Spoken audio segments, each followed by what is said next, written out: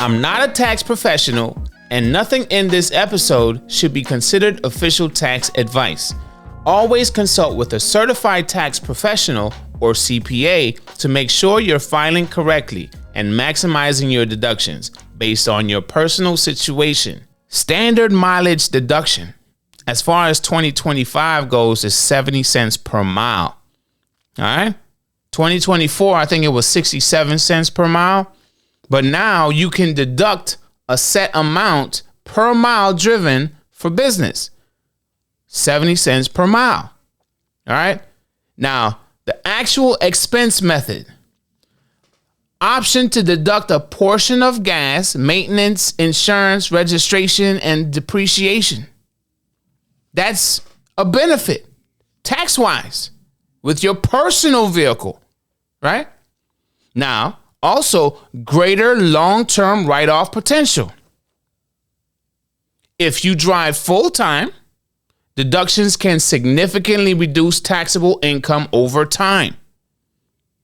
That's if you drive full-time. Now, do you drive full-time? Put it in the comments down below. Full-time or part-time? Which one is it? Now, let's look at some of these downsides for owning your own personal vehicle in what we do. Requires detailed record keeping. You must track every business mile and keep receipts if using actual expenses. You got to track everything. Now, not everybody is good with organizing their books and all that stuff, especially if they've never been into business by themselves, or, just going into business point blank period. Some people don't even know how to like keep records of what you're doing out here. Right? Depreciation rules can get complicated. Imagine if you get audited. Misreporting vehicle depreciation can trigger IRS scrutiny. And here's a big one. Mixing business and personal use. You can only deduct the business use portion. Not every mile counts. So if this personal car is a daily driver, your trip to the grocery store to buy food for you to cook for the rest of the week, you can't deduct that. You can't do, if you just want to go party, have a great weekend, go to the beach. Well, I'm in Florida, but yeah, if you're a Floridian and you want to go to the beach, you can't deduct those miles to the beach. Or even if you live in one of those states that the beach is like an hour away and you decide, man, we're going to drive to the beach today. Okay, go have your fun. But you can't deduct those miles. That's all personal use. You can't deduct personal stuff. That's the downside, tax downside to having a personal car. Now, let's look at this. Let's look at some of these benefits for rental, tax benefits, right? Rental fees are fully deductible.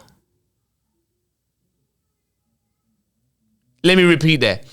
Rental fees are fully deductible if the car is used solely for gig work. 100% of the rental cost is deductible.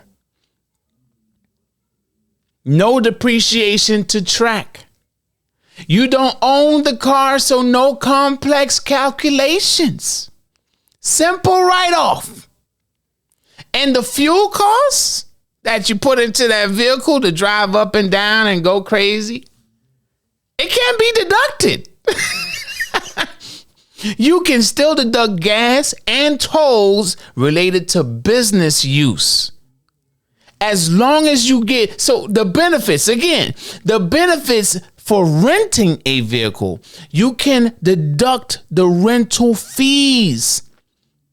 You can, there's no depreciation to track, and the fuel that you put into that other person's vehicle that you're renting, it can be deducted as long as it's business use. So in other words, right, if you're going to rent a vehicle to do gig work, that's all you should be using it for. Not for anything else. Just to go out there, run up and down, do DoorDash, make your money, and come back home or wherever that vehicle should be parked. And you track every damn thing. You get what I'm saying? But let's look at some of these downsides to the rental tax benefit. Oh, not a benefit, my bad. Tax downsides to renting a vehicle. You have a higher weekly cost equals smaller profit. Now, I said earlier, you got all this other stuff to pay for, right? So if you got all this other stuff to pay for, your take home for you to survive, for you to take care of whatever you got to take care of, that's going to be a lot less. And it all depends on what type of vehicle that you rent too. I didn't even bring that up. I should have wrote that down too. But think about it. If you want to go out and dash in a damn Lamborghini, how much that's going to cost you for rental fees by the end of the week or per day or however much? I saw a damn Ferrari on Turo that they were trying to get somebody to rent for 3 days. It was going to be like $2,400 or something like that. No, it was 2 days. Yeah. For 2 days, it was like $2,400. I don't know who would want to rent that to do any DoorDash. Maybe you're doing an experiment or you're doing it for content or something. I don't know. But just understand when you go out there with whatever vehicle that you rent, depending on the type of vehicle that it is and how much gas it may save you or not save you or how new it is or how not new it is, that's going to determine what the price is per day. And depending on if you really need all that space to handle whatever you got to handle, whether it's large catering orders, whether it's, just ride share, if you're trying to do ride share, whatever that you're trying to do to get the best bang out of the for your buck. You really got to calculate all of that stuff. But just understand, even though you're renting a vehicle, there's that rental fee you got to pay. Now, some of you might see that as a bad thing, but depending on what it is, I could see that as a good thing. But I'll get into that in a second. So even though it's a deductible, it still comes out of your pocket first, right? Then no mileage deduction, right? You can't claim the standard mileage rate of 70 cents per mile. Only actual costs. Only the things you actually got to pay for while you're renting that vehicle. That's the only things that you can deduct. So there's no mileage on that, right? Especially if you have unlimited miles, there's no mileage. You can't deduct that. And you must prove business use. If you also use the rental for personal errands, you can only deduct the work-related portion. I feel like that was self-explanatory, but at the same time, I wanted to make sure that you hear it.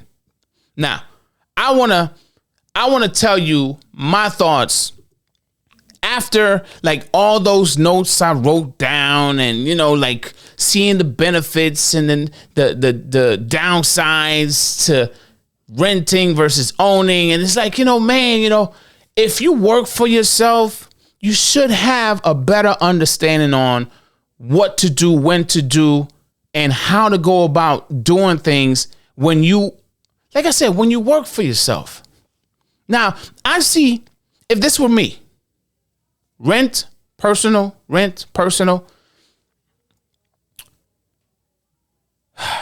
I'd rather rent and grind it out. And what I pay up front, deduct that shit, write that shit off, man. Like, what? Like, I get on, what? At the end of the year, though. You know what I mean? I understand not everyone thinks that way. Some people will think like, oh, that's backwards thinking. I need my money and I need it now up front. I feel that's the W-2 way of thinking, because what you get is like, you don't even see the taxes that they take out on your check.